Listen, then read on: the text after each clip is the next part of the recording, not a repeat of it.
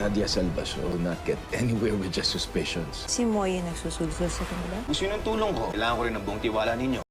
Sakto namang umiinom sila Danica nang lalabas na si Moises nang hawakan niya ang kamay ng binata at tinawag pa niyang cutie. Sabay inalok niya ng mainom pero tumanggi si Moises at nagpasalamat na lang ito kaya tinawag siya ni Danica na suplado.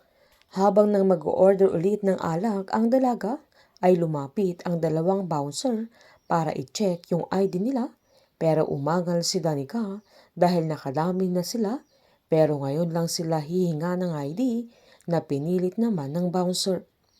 Matapang pang nagpakilala si Danica na anak siya ni Senator Eleazar Sagrado pero hindi ito umepektibo sa mga bouncer kaya pinalabas sila dahil mga menor de edad silang magkakaibigan. Sakto namang nasa labas si Moises kaya sineta niya yung mga bouncers dahil tinutulak nila sila Danica na sinaad ng binata na mga bata pa sila kaya sinumbat ng lalaki na kaya nila pinapaalis sa inuman dahil mga bata pa sila Danica. Habang magkasama namang pinanood nila Rafael at Mercedes yung video nung nangampanya sila na sinaad ni Rafael na secret weapon nila ang binata dahil parang artista kung pagkaguluhan kaya palambing na sinaad ni Mercedes na mana kay Rafael ang kagwapuhan niya sabay sinaad niyang masaya siya dahil okay na silang magama.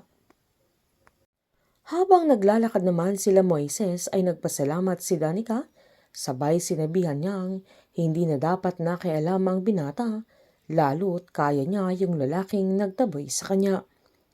Tinanong naman ni Moises kung ilang taon na siya, kaya niloko siya ni Danica na pati ba siya ay hihingi ng ID niya, kaya pabirong sinabi ni Moises na ang tapang magkalat ni Danica, sabay tinanong niya kung alam ng mga magulang niya na ganun ang ginagawa niya. Umangal naman ang dalaga at sinabihan niya ang binata na napaka-judgmental niya pero sinaad naman ni Moises na wala siya sa bahay nila sa 10 oras ng gabi na umiinom pa at nakikipag-away.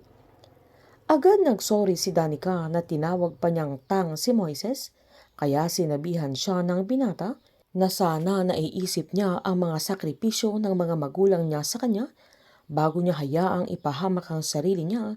Sabay pumara ito ng taxi at pinasakay niya si Danica pero biniro pa ito na hindi pa niya tinatanong kung anong pangalan niya at sinad niyang sa susunod na labas niya ay may mga bodyguards na siya sabay niloko pa niya si Moises na kunin niya ang number niya.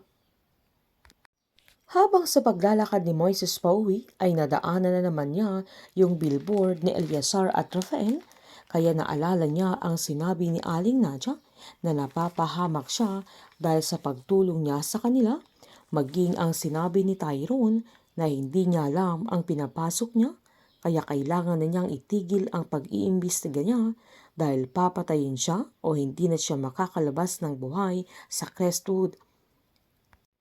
Kinaumagahan naman habang nasa daan si Eleazar ay tinawagan siya nila Jaime at Divine kung saan sinaad ni Jaime na mabango na ulit ang pangalan ni Eleazar na yun ang dapat niyang mapanatili.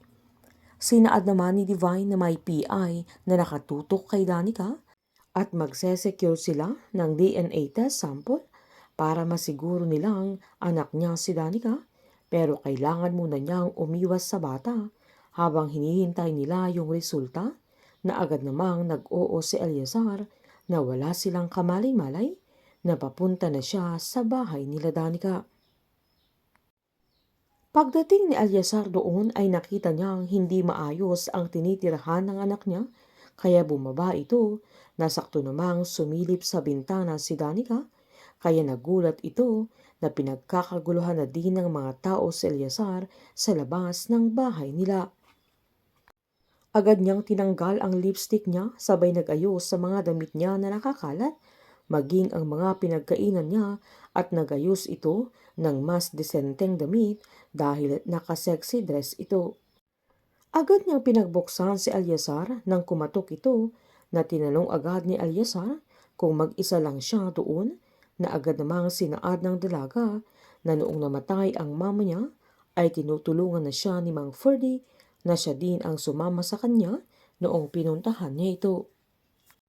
Habang sinisi naman ni Justine si Tyrone na kung ginawa niya ng maayos yung pinapatrabaho niya sa kanya ay hindi na magiging problema pa, sabay hinagis niya sa mukha ni Tyrone yung file ni Percy dahil hindi niya ito dinispose.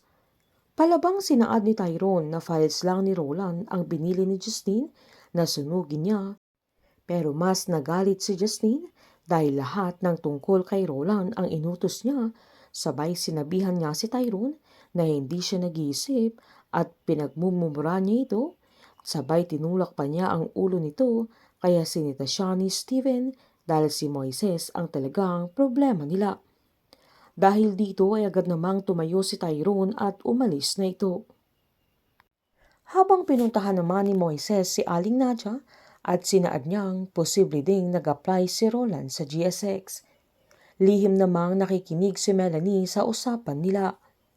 Giniit pa ng binata na hindi lang niya mahanap yung files ni Roland pero nakita niya yung application form ni Percy, sabay pinakita niya yung cellphone niya. Agad namang tinanong ni Aling Nadia kung papaano nila makakausap si Percy na agad namang sinaad ni Moises na hindi din niya alam lalo't inactive na ang social media account ng binata. Nagpasalamat naman si Aling Nadia sa pagtulong ni Moises sa kanya, sabay pinaalalahanan niyang mag-iingat siya. Magsisisi kaya si Rafael sa mga desisyong na gagawin niya dahil may ugnayan si Mercedes kay Christine na si Moises kaya ang batang nasa crib nang mabatay ni Mercedes ang babaeng pinakamamahal ni Rafael. Painit ng painit ang mga tagpo, sabay-sabay po nating subaybayan ang advance episode ng Pamilya Sagrado dito lamang po sa aking channel. Patuloy lamang po manood at mag-subscribe para ma-update po kayo sa mga susunod na episode. Marami pong salamat.